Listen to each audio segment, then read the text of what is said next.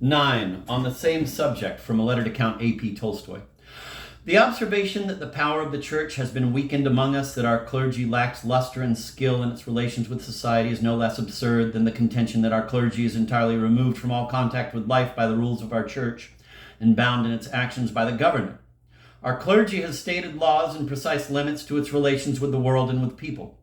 Believe that if it should meet with us more often and take part in our daily gatherings and strolls or enter into family matters, it would be unfortunate. There are many temptations before the clergy, more even than before us. It is then that it would be embroiled in those intrigues of which the Roman Catholic priests are accused. Roman Catholic priests have become bad precisely because they have become too worldly. Our clergy has two legitimate realms in which it may meet us: confession and preaching.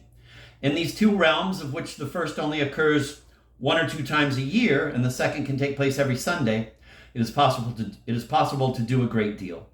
If only the priest, seeing much evil in the people, knows how to keep silent about it for a time and ponder for a long time on what he is going to say, so that each word will go straight to the heart, he will speak about it more powerfully in confession and in his sermon than he would ever say it in daily conversation with us.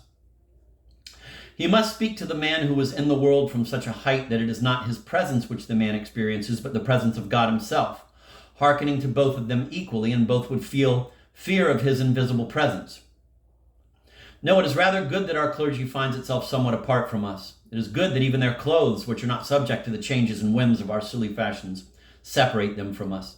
Their clothes are beautiful and majestic.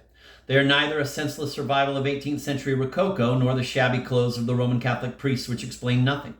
They have a meaning. They are modeled on and like unto those clothes of our Savior himself wore.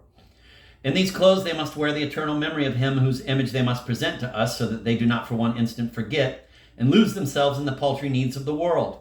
For 1,000 times more is exacted of them than any one of us. Gogol probably had the robes of the ordinary clergy in mind. The loose, long robes, which might well be reminiscent of the dress of the ancient Greeks or Jews in their simplicity. The robes of the higher clergy are modeled on those of the Byzantine court. For 1,000 times more is exacted of them than of any one of us. Let them hear incessantly that they are, so to speak, other, higher men. No, so long as the priest is still young and life is unknown to him, he should not even meet with people otherwise than in confession and sermon. If he enters into conversation, let it be only with the wisest and most experienced, who may acquaint him with the soul and heart of man, show him life in its true aspect, and light, not as it appears to an inexperienced man. Also, a priest must have time for himself. He should work at himself. He ought to take an example from the Savior, who lived for a long time in the desert, and not until after preparation by 40 days of fasting came to people to teach them.